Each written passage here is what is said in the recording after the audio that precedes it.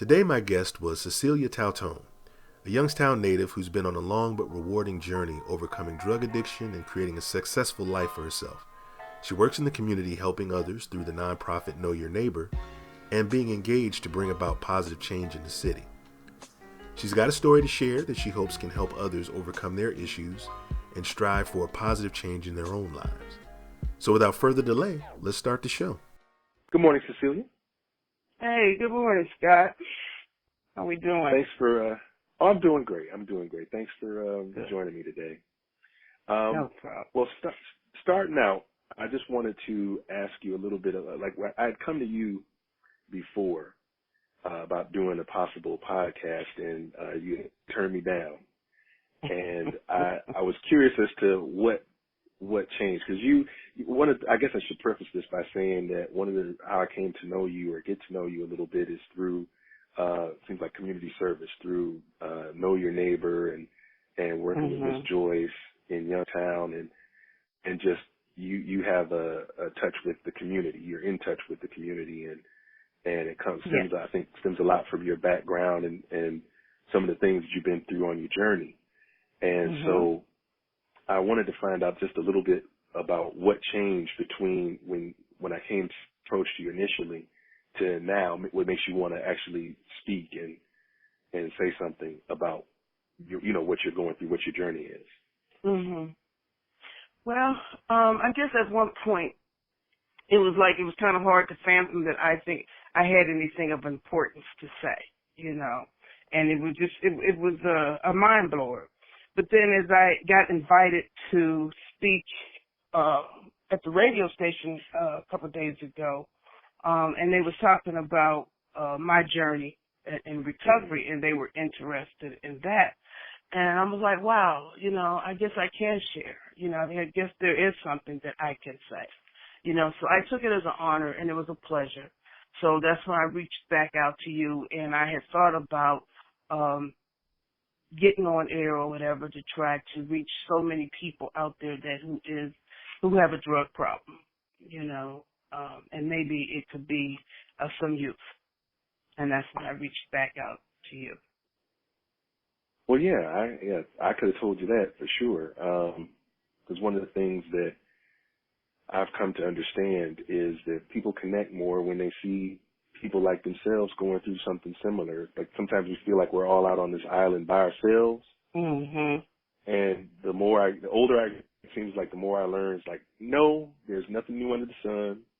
Everything you're going through, somebody else has gone through it as well. And sometimes some people get better at it. Some people figure it out. And it's like, I want to be one of those people that figure it out. And why can't you pull a hand back behind you and say, hey, I've been on that road that you're on now, and here's what I did to help move myself forward, I'm not a guru, but I can be your guide, at least to where I'm at, Yes. So just the drugs and stuff like that.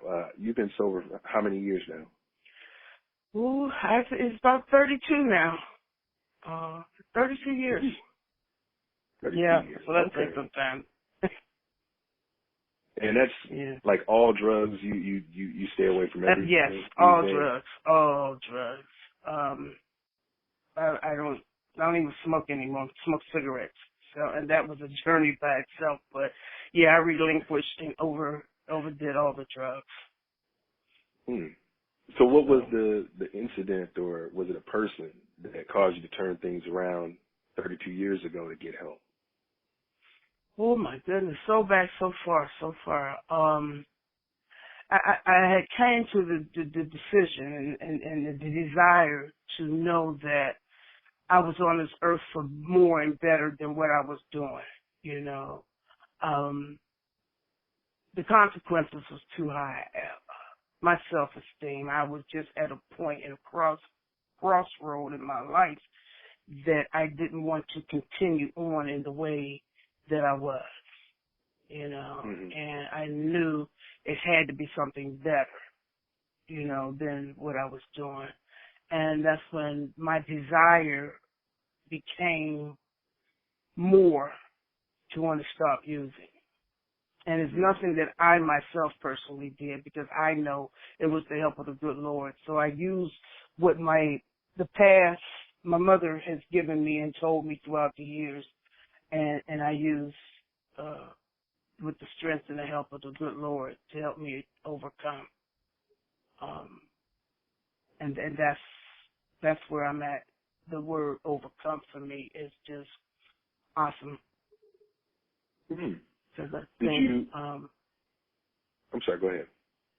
because I think we all can overcome a lot of our battles if we desire to. Yeah, I can agree with that. It's every day is a battle for something, you know. Mm-hmm. I'm sure, you know, even in 32 years of staying away from that stuff, there's still battles you go through unrelated to that at all that are still challenging, and you know, and life itself is challenging, I think.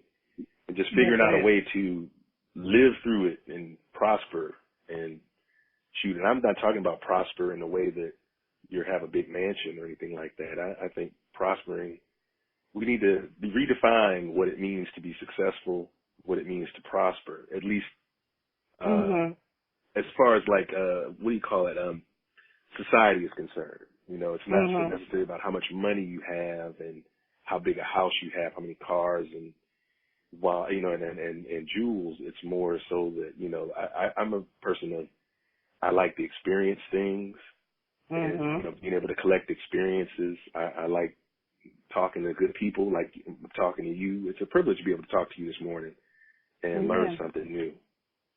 And learning that everybody has something to say that's of value and something that we can all learn something from. So, yes, you know, that I appreciate that. Did you do, was it like, I don't want to be dwelling totally on this, but while we're here, did you do like 12 steps or like what type of program did you use? I started out on a 12-step program. You know, I went to several rehab centers around here in Youngstown, you know, where I'm currently living now. But I think it was, I did the 12-step for a while. But most of my recovery came through the church. You know, once I got my foot grounded in the 12-step program and AA and all that, I then went back into the church and because I had lost my way, and that's what got me more stable. With the help of the AA program, they helped me get off the drugs. Then it went further to stay off was through my church. And that's how I maintained all these years, you know. What church, what church do you go to? Well, currently I'm at Timberbrook Baptist Church, New Birth Timberbrook Baptist Church over here on the east side. And that's where I'm a member now. I'm a new member, but for the most part, most of my spiritual guidance came from in my beginnings of Timberbrook Baptist Church when I was youngin', and then Friendship Baptist Church in Girard, Ohio. Okay. And so there's a lot of they did programs like that to help folks. Are they still doing programs to help people with substance abuse problems? There's still 12-step programs out there. I just don't attend to them. I kind of went away from the room, but there's still plenty of AA programs out there for those who need help. I just happen to stay focused more on the path, the spiritual path, to maintain my sobriety. So different folks for different strokes for different folks, but for me, it was the church that helped me to maintain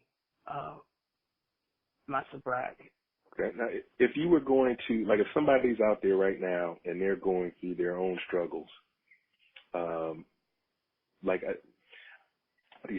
I'm trying to think of how to phrase this properly. Like, basically, what advice would you give them if they're not quite at that place? Like, I've heard you have to hit a rock bottom sometimes in order to get help, but sometimes people don't need to do that in order to do it. Like, if you're out there today, if I'm someone that's out here today and I know I have a problem, and it's like, what do you have any advice for how to come to get the help that you need? And you're right. Everybody don't have to come to that bottom, but the fact that they admit that they have a problem, first, that's the first step in anything. You have to admit the fact that this situation has has overwhelmed your life. And once that is decided, then you have to decide within yourself that you want the help. And anybody, and we all can overcome. And that's a good word, like I said, for me, overcome, because we get the better of a struggle or a conflict, when we overcome that sickness, So I think that once you get it made up in your mind that you want change, then it will happen. And then that's when you reach out. You do whatever it is that you want to do and need to do to reach out and get that help. And it's going to be difficult, but it can be obtained, So first admit that you want the help and be sincere. Even if you fall back and use again or mess up again, it's okay. You just pick yourself up and keep it moving, But I think that's the most important thing, is to admit and then decide that you want to actually fight this battle. And it's not just about with the drugs either, because, there's so many people that have different issues and handicaps and disabilities that, sometimes we can lay in our own mess, and think that there is no hope, And I don't even want to think that people, just because you're on drugs or anything, because some people have disabilities and stuff, and they think, woe is me because I'm this way now. I don't have anything to give, but we do, Mm-hmm. I think whatever the situation is, whatever is holding us down, or our weakness or our disability, we can all overcome it. We just got to fight it.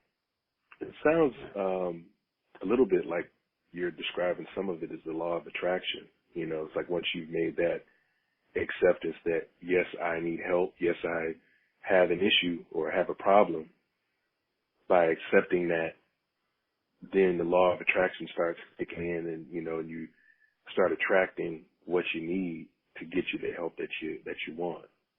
Yes, because once you do that, and that law of attraction, because once you do that, you're going to change the pattern in your lifestyle. You're going to attract different people in your lifestyle. You're going to attract different opportunities in your lifestyle. You're going to attract different ways to do things that was not out of the norm. And everything, that's when the shift comes. And sometimes you're so busy going through it that you don't realize that, oh, I don't do this no more, or I'm not going here no more.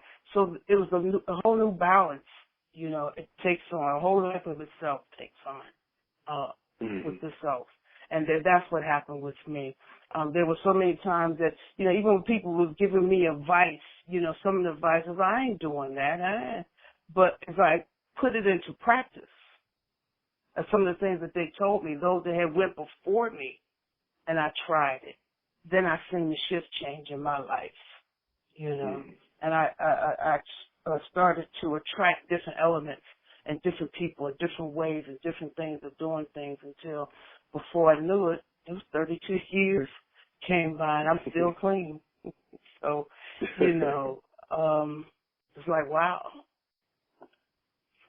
Yeah. So, speaking of today, what is it in daily life that lights you up, that makes you get up in the morning and make it happen every day? Like, what's the reward after? I won't call it a reward, but what's that thing that lights you up every morning, that gets you up today?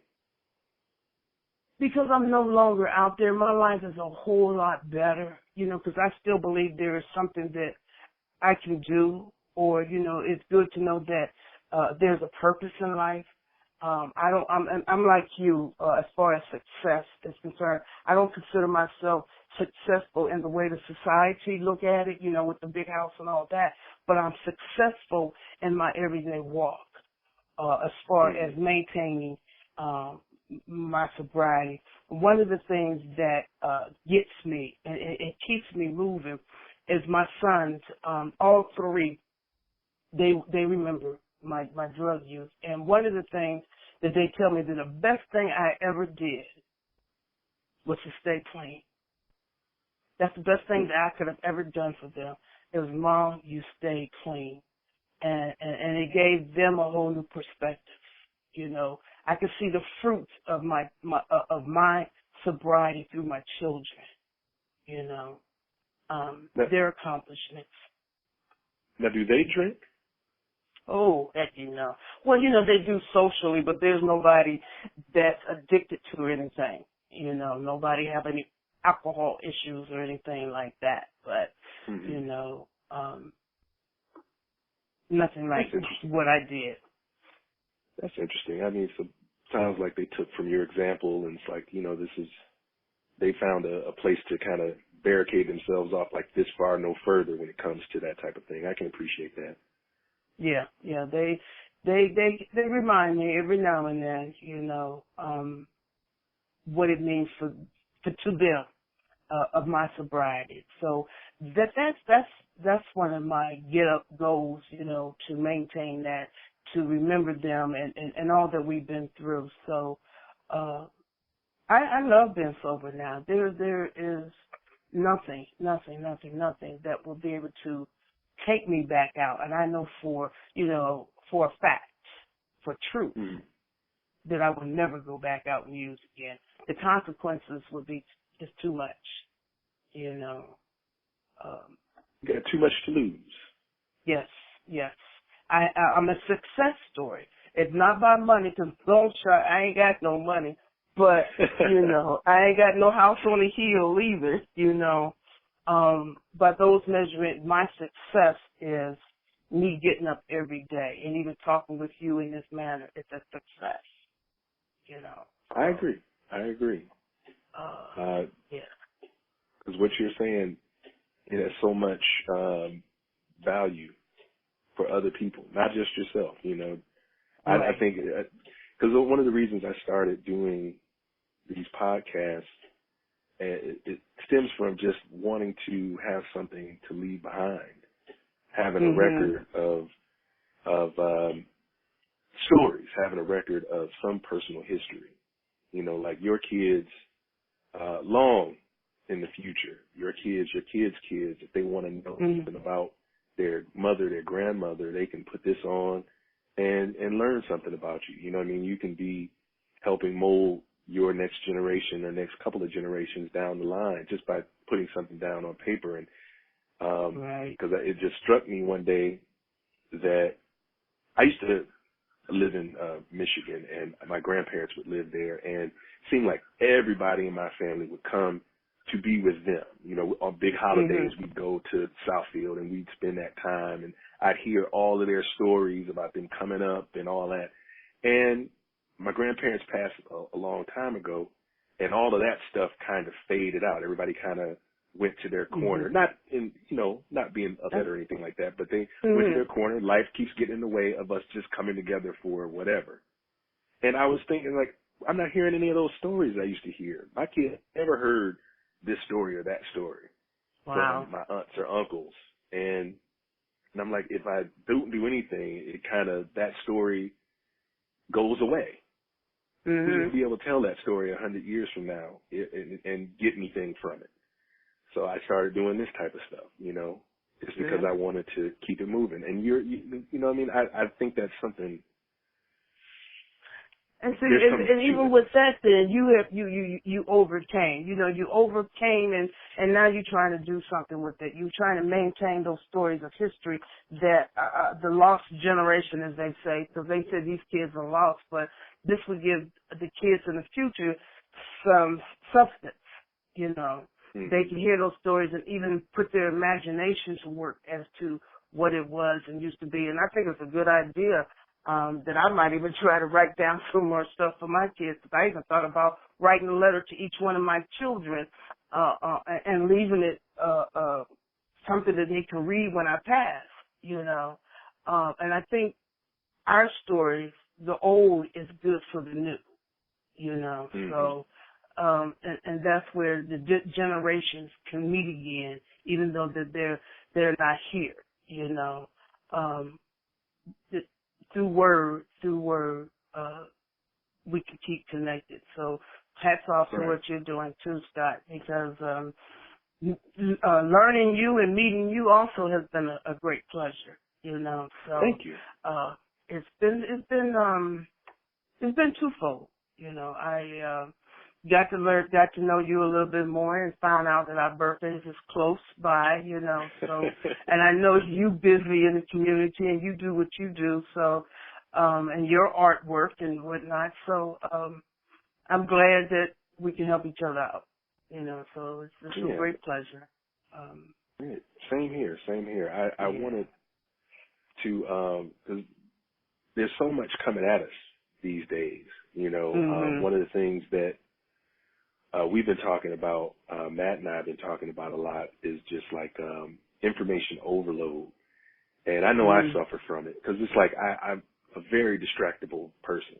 I can be, I have the equivalent of that, walking along, see a squirrel, and I'm like, oh, what's that squirrel? Because I think I did that with Matt when I was down there.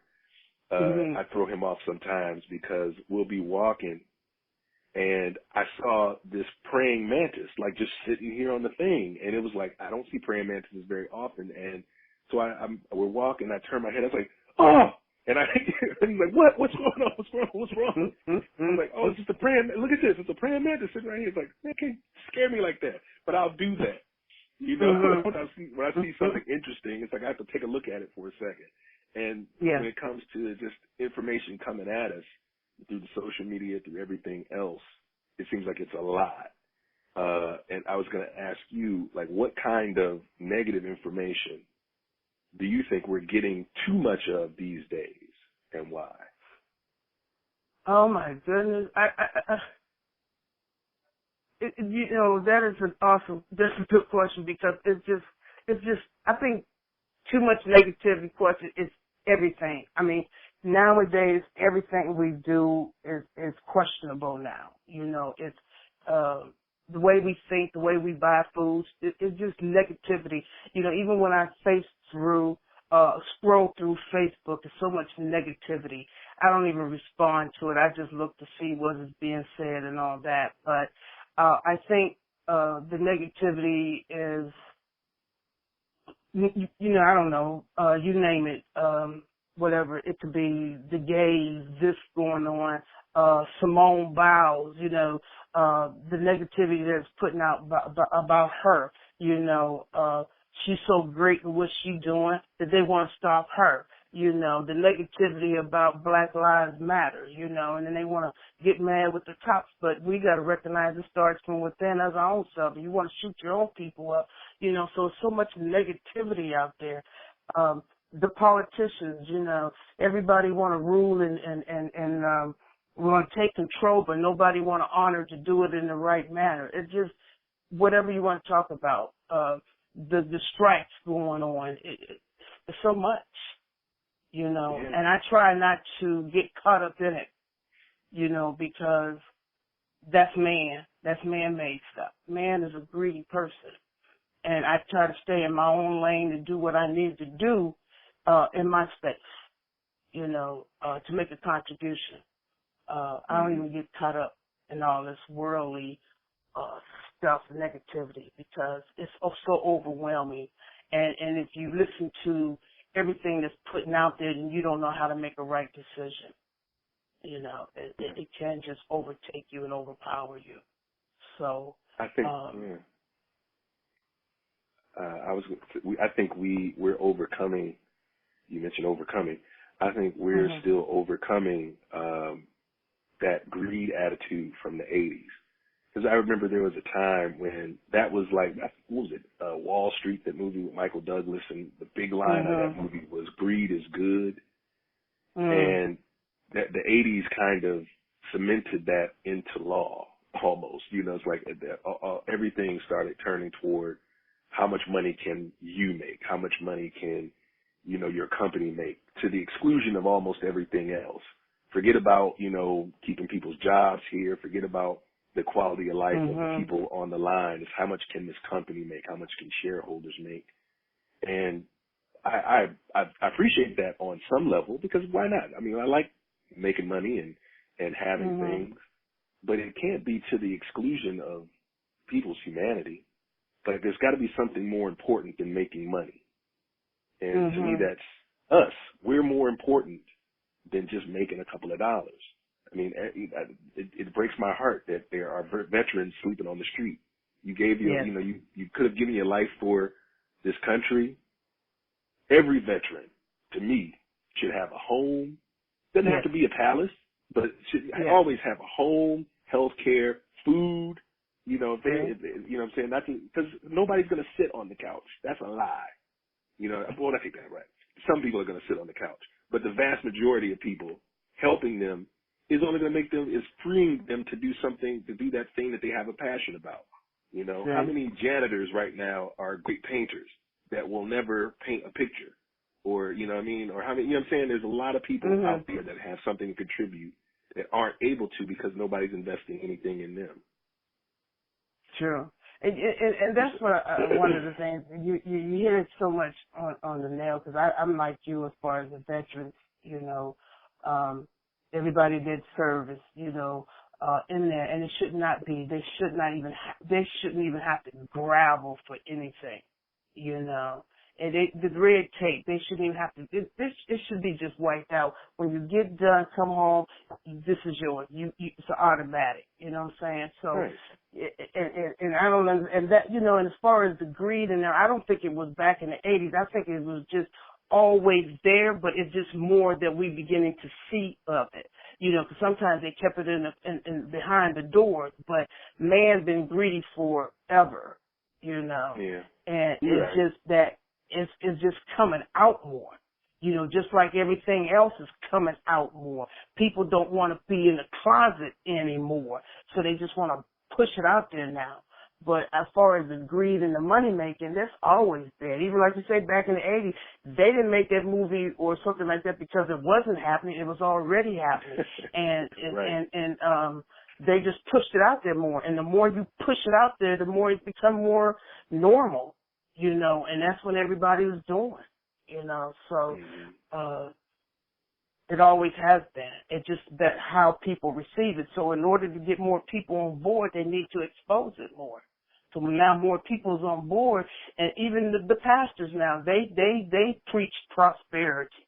You know, so it's not even just on the movies, it's in the churches. You know, more, you know, God said you got to have this kind of money. No, he ain't said all that, you know, but now they want to teach prosperity. So it's just more rampant nowadays, and more exposed and out to the front. So I guess people say they're not going to hide behind the doors now. They open up the doors and stepping out and pushing it out onto society today. Well, since we're wrapping up a little bit, but since we're talking about society and everything, I wanted to at least come back to you and your personal journey as far as, like, what's the work that you're doing in the community? I know you're doing stuff with Know Your Neighbor. Talk a little bit about what you do with them and what you guys are trying to accomplish with that, and any other programs that you're working on right now. Well, Know Your Neighbor,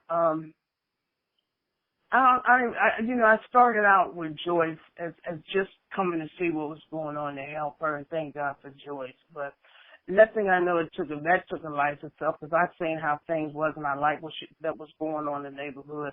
And then I became more involved, you know, from just being one of the attendees at the meetings. I am now the chairperson of the Know Your Neighbor.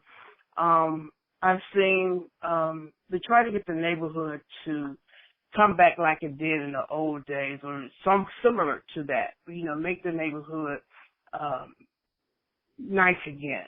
You know, because so much of the neighborhood has got lost.